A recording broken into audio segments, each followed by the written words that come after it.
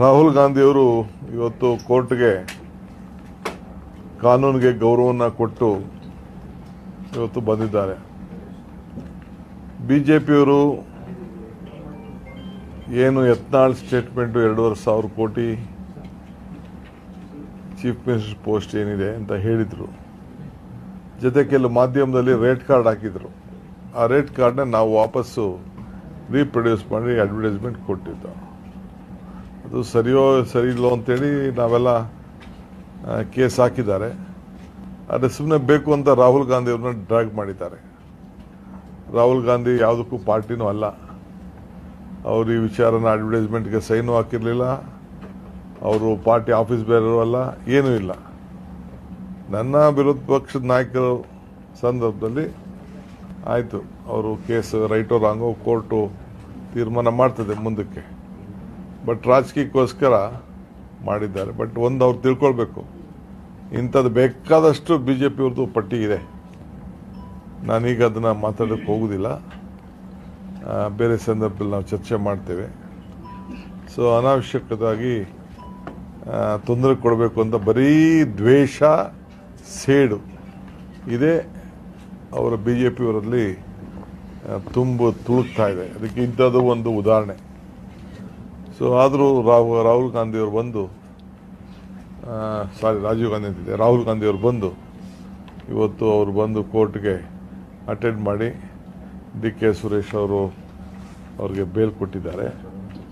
So ನಮ್ಮೆಲ್ಲ ವಕೀಲರು participate ಮಾಡಿದ್ದಾರೆ. ಭಾಳ ಜನ ಅಭಿಮಾನಿಗಳು ಎಲ್ಲ ವಕೀಲರು, ಕಾರ್ಯಕರ್ತರು, ಮುಖಂಡರುಗಳೆಲ್ಲ ಬಂದು ಅವನ್ನ ಕೋರ್ಟಲ್ಲಿ ಅವ್ರ ಬೆಂಬಲವಾಗಿ ನಿಂತಿದ್ರು. ಸೊ ಯಾರ್ಯಾರು ಸಹಕಾರ ಕೊಟ್ಟಿದ್ದಾರೆ ಅವರೆಲ್ಲರೂ ಕೂಡ ನನ್ನ ಪಕ್ಷದ ಪರವಾಗಿ ಕೃತಜ್ಞತೆಯನ್ನು ಸಲ್ಲಿಸಲಿಕ್ಕೆ ಬಯಸ್ತೇನೆ. ಇದ್ರ ಜೊತೆಗೆ ಇವತ್ತು ಹೊಸದಾಗಿ ನಮ್ಮ 28 ಜನ ಯಾರು ನಮ್ಮ ಪಕ್ಷದಿಂದ ಸ್ಪರ್ಧೆ ಮಾಡಿದ್ರು ಅವ್ರನ್ನೆಲ್ಲ ಭೇಟಿ ಮಾಡಿದ್ರು.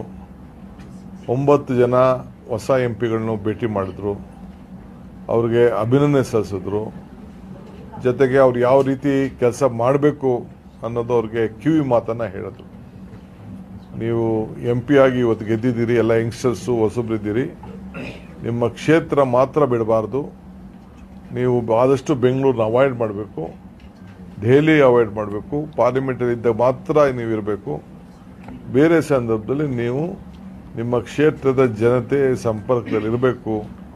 ಸರ್ಕಾರ ಇದೆ, ಸರ್ಕಾರನ ಉಪಯೋಗಿಸ್ಕೊಂಡು ನಿಮ್ಮ ಕ್ಷೇತ್ರಕ್ಕೆ ಏನಾಗಬೇಕು, ಜನರ ಮಧ್ಯೆನೇ ನೀವು ಬದುಕಬೇಕು ಅನ್ನೋ ಒಂದು ಸಂದೇಶವನ್ನು, ಮಾತನ್ನು, ಆದೇಶವನ್ನು, ಮನವಿಯನ್ನು ಅವರು ಮಾಡಿದ್ದಾರೆ. ಇದಲ್ಲದೆ ಸೋತವ್ರಿಗೂ ಕೂಡ ನೀವು ಕೂಡ ಸೋತಿದ್ದೀವಿ ಅಂತ ಹಿಂದಕ್ಕಿರಬಾರ್ದು, ನೀವು ಕೂಡ ಜನರ ಮಧ್ಯೆ ಇರಬೇಕು ಅಂತೇಳಿ ಎಲ್ಲರೂ ಕೂಡ ಮಾತಾಡಿದ್ದಾರೆ. ಇದ್ರ ಜೊತೆಗೆ ನಮ್ಮ ಗೆದ್ದಂಥವ್ರಿಗೆ ನಿಮ್ಮ ಧ್ವನಿ ನಿಮ್ಮ ರಾಜ್ಯಕ್ಕೆ ಇರಬೇಕು. ಹಿಂದೆ ಎಲ್ಲ ಯಾರೂ ನಿಮ್ಮ ರಾಜ್ಯದ ಪರವಾಗಿ ಧ್ವನಿ ಎತ್ತಿರಲಿಲ್ಲ, ಒಬ್ಬರು ಬಿಟ್ಟು ಒಬ್ಬರೇ ಇದ್ದಿದ್ದು.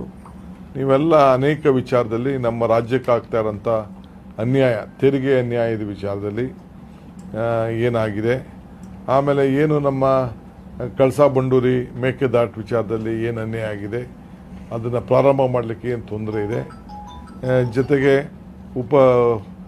ನಮ್ಮ 5,300 ಕೋಟಿ ರೂಪಾಯಿ ಏನು ನಮ್ಮ ಬಜೆಟಲ್ಲಿ ಭದ್ರಾ ಮೇಲ್ದಂಡೆ ಯೋಜನೆ ವಿಚಾರದಲ್ಲಿ ಅದು ವಾಪಸ್ಸು ನಮಗೆ ಬರಲೇಬೇಕು. ಅದು ಬಜೆಟಲ್ಲಿ ಪಾಸಾಗಿದ್ದು ಇನ್ನು ಅವರು ಕೊಟ್ಟಿಲ್ಲ. ಮತ್ತು 14th ಫೈನಾನ್ಸ್ ಕಮಿಷನ್ನು, ನಮ್ಮ ಪೆರಿಫೆರಲ್ ರಿಂಗ್ ರೋಡು, ಇದೆಲ್ಲ ಬೆಂಗಳೂರು ನಗರಕ್ಕೆ ಏನು ಕೊಡಬೇಕಾಗಿತ್ತು ಆ ದುಡ್ಡು ಕೊಟ್ಟಿಲ್ಲ. ಹಿಂಗೆ ನಮಗೇನು ಮಲ್ತಾಯಿ ಧೋರಣೆ ಆಗಿದೆ ಈ ರಾಜ್ಯಕ್ಕೆ, ಅದನ್ನೆಲ್ಲ ನಿಮ್ಮ ಧ್ವನಿ ಒಗ್ಗಟ್ಟಿಂದ ಎಲ್ಲ ಹೊಸಬ್ರಿದ್ದೀರಿ, ಹೋರಾಟವನ್ನು ಮಾಡಬೇಕು ಅನ್ನೋದು ಕೂಡ ಅವರು ಎಲ್ಲರೂ ಕೂಡ ತಿಳಿಸಿದ್ದಾರೆ.